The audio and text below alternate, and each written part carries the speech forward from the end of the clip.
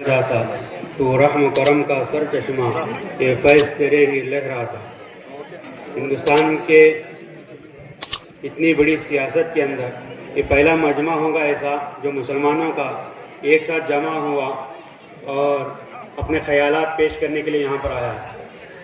تو تمام مسلمانوں کی طرف سے یہ شعر حالات کے قدموں میں قلندر نہیں گرتا، حالات کے قدموں میں قلندر نہیں گرتا، ٹوٹے جو ستارہ تو زمین پہ نہیں گرتا، گرتے ہیں بڑے شوق سے سمندر میں دریا، مگر کوئی سمندر دریا میں نہیں گرتا۔ سیاست آج لوگ اس کو غلط سمجھتے ہیں اور کہتے ہیں کہ یہ تو بری چیز ہے۔ ہم سب مسلمان ہیں، اللہ کے نبی صلی اللہ علیہ وسلم نے ہم کو استنجا کرنے کا طریقہ بتایا، کھانے کا طریقہ بتایا۔ تو ایک قوم کا کام، انسانیت کا کام، اتنا بڑا کام، کیا اللہ کے نبی نے ہم کو اس بارے میں رہنمائی نہیں کی؟ بلکہ بے شک کی، قرآن اور احادیث کے اندر بے شمار اس کے بارے میں ذکر ہے۔ اور یہاں تک کہ اللہ کے نبی صلی اللہ علیہ وسلم مکہ سے مدینہ جانے کے بعد سیاست کا کوئی نظام نہیں تھا، حکومت کا کوئی نظام نہیں تھا، دنیا میں کوئی تصور نہیں تھا۔ میرے اور آپ کے آقا جناب محمد رسول اللہ صلی اللہ علیہ وسلم نے ایک حکومتی نظام بنایا، اور سب سے پہلے دنیا کے اندر ہمارے اور آپ کے آقا جناب محمد رسول اللہ صلی اللہ علیہ وسلم نے حکومتی نظام کو مرتب کیا۔ تو انسان کو اپنی عبادات کے ساتھ ساتھ انسانیت کے لیے لڑنا اور باہر نکلنا، یہ بھی بڑا دین کا کام ہے۔ جب جنگ آزادی میں حضرت حسین ابن مدنی رحمۃ اللہ علیہ مالٹا کی جیل سے آئے تھے، تو آنے کے بعد سب سے پہلے مسلمانوں کو خطاب کر کے کہا تھا کہ مسجد میں نماز پڑھنا، خانقاہوں میں اللہ اللہ کرنا اور مدرسوں میں قرآن شریف کی تلاوت کرنا یہ اصل دین نہیں ہے۔ دین یہ ہے کہ آپ میدان میں اترو اور انسانیت کے لیے کام کرو، یہ اصل دین ہے۔ آج ہم نے دین کو محدود کر کے رکھا ہے۔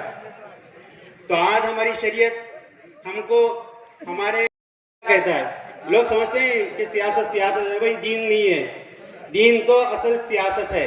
میرے اور آپ کا آقا جناب محمد رسول اللہ صلی اللہ علیہ وسلم مسجد نبوی میں بیٹھ کر پوری دنیا پر حکومت کیے ہیں۔ تو ووٹ کی شرعی حیثیت ہماری نزدیک گواہی ہے، ووٹ کی حیثیت جو ہے وہ گواہی ہے، اور ووٹ دینا بعض علماء کہتے ہیں کہ واجب ہے۔ آج مسلمان ووٹ کیا ہے ضروری نہیں ہے، چلا جاتا ہے۔ بہت سارے مسلمان ایسے ہیں، تو تقریباً 40% یا 50% مسلمان ووٹ ڈالتے ہیں، باقی کے سب لوگ چلے جاتے ہیں ایسے ہی، اور اپنی عورتوں کو بھی نہیں لیتے۔ اپنی عورتوں کو، بالغ مرد اور عورتیں جس کے اوپر جس کا ووٹنگ کارڈ ہے وہ اپنا ووٹ ڈالے۔ یہ بعض علماء نے کہا ہے کہ ان کے اوپر واجب ہے۔ اور ووٹ جو ہے وہ گواہی ہے کہ ہم جس آدمی کو چن رہے ہیں، ہم یہ گواہی دے رہے ہیں کہ آدمی ہمارے لیے صحیح ہے، یہ ہمارے مستقبل کے لیے صحیح ہے۔ دوسری ووٹ کی حیثیت ہے وہ سفارش ہے، کہ ووٹ جس کو ہم دے رہے ہیں اس کے حق میں ہم سفارش کر رہے ہیں کہ آدمی ہمارے لیے مستقبل کے لیے خیر کا ذریعہ بنے گا۔ تیسری حیثیت وکالت کی ہے۔ یہ تین چیزیں ووٹ کی حیثیت رکھتے ہیں، جس کی بنا پر علماء نے کہا ہے کہ ووٹ کو دینا واجب ہے۔ اسی طرح آج کل ایک عام رواج بنا ہوا ہے، ووٹ بیچا جاتا ہے، خریدا جاتا ہے۔ کوئی 500 لے رہا ہے، کوئی 1000 لے رہا ہے، کوئی 2000 دے رہا ہے، اور مسلمان ہونے کے باوجود بھی اتنا پتہ نہیں ہے کہ ووٹ لے سکتے ہیں کہ نہیں لے سکتے اس پیسوں کو۔ کتابوں میں لکھا ہے ووٹ کا خریدنا اور بیچنا حرام ہے، ووٹ کی رقم لینا حرام ہے، حرام ہے۔ کوئی آدمی 1000 روپے لے رہا ہے، 5 سال میں اس کو 1000 روپے مل رہے ہیں، وہ 1000 روپے میں کیا کرے گا؟ اصل حق یہ ہے کہ ہم اپنے مدعوں کو ان بڑوں کے سامنے رکھیں جس کو ہم ووٹ دیے ہیں کہ ہمارے یہ مدعے ہم کو یہ پورا کرو۔ تو ووٹ جو ہے بیچنا اور خریدنا حرام ہے۔ ایک واقعہ سناتا ہوں، مختصر واقعہ ہے کہ ایک بادشاہ ووٹ مانگنے کے لیے گیا اور لوگوں کو کہہ رہا تھا کہ 2-2000 روپے میں میں ووٹ 2000 روپے دے رہا تھا، ووٹ لے رہا تھا۔ تو ایک آدمی کے پاس گیا، تیری کیا ضرورت ہے؟ میں 2000 روپے دے رہا ہوں اور تو مجھے ووٹ دے۔ اس نے کہا کہ مجھے 2000 نہیں چاہیے، مجھے ایک گدھا لا کر دو، مجھے ایک گدھا لا کر دو۔ ٹھیک ہے، وہ گیا، 2 دن 3 دن 4 دن پورے لوگوں کو لگایا، گدھا خرید کے لاؤ، اس آدمی کو گدھا دے دیں گے، گدھا ضرورت ہے اس کو گدھا دے دیں گے۔ وہ پورا مارکیٹ گھوما، 4 دن کے بعد آیا، کہنے لگا کہ وہی 20,000 سے نیچے ایک گدھا نہیں مل رہا ہے۔ تو اس آدمی نے جواب دیا جب ایک گدھا 20,000 کے نیچے نہیں مل رہا ہے تو مجھے 2,000 روپے میں دے کر کیا خرید رہے ہو تم؟ تو یہ ووٹ کی حیثیت ہے. تو ہم کوشش اس بات کی کریں کہ ووٹ کو بالکل جو آدمی پیسہ لے رہا ہے اسے پیسہ لینا بھی نہیں ہے, کسی کو پیسہ دینا بھی نہیں ہے. یہ ہمارا اسلام کہتا ہے, ہمارا شعار کہتا ہے.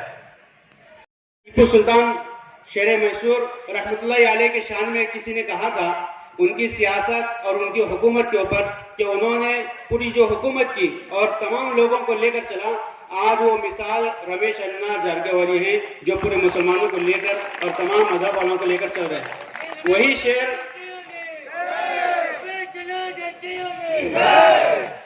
وہی شعر آج میں ان کی نظر کر رہا ہوں تمام کی طرف سے. اس میں شعر میں مصداق ہے سورج, جو سورج صبح میں نکلتا ہے اور شام میں ڈوب جاتا ہے, اور شام میں ڈوبنے کے بعد کچھ شعائیں باقی رہتی ہیں جو لال سفید سفید اجالا, لال اجالا باقی رہتا ہے, اس کا نام ہے شفق, اس کو کہتے ہیں شفق. اس شعر میں کہا ہے سورج ہوں, رمیش انا کی طرف سے, سورج ہوں زندگی کی رمق چھوڑ جاؤں گا, سورج ہوں زندگی کی رمق چھوڑ جاؤں گا. دوسرے مصرے میں جو شفق ہے وہ امر ناتھ صاحب ہے, میں ڈوب بھی گیا تو شفق چھوڑ جاؤں گا.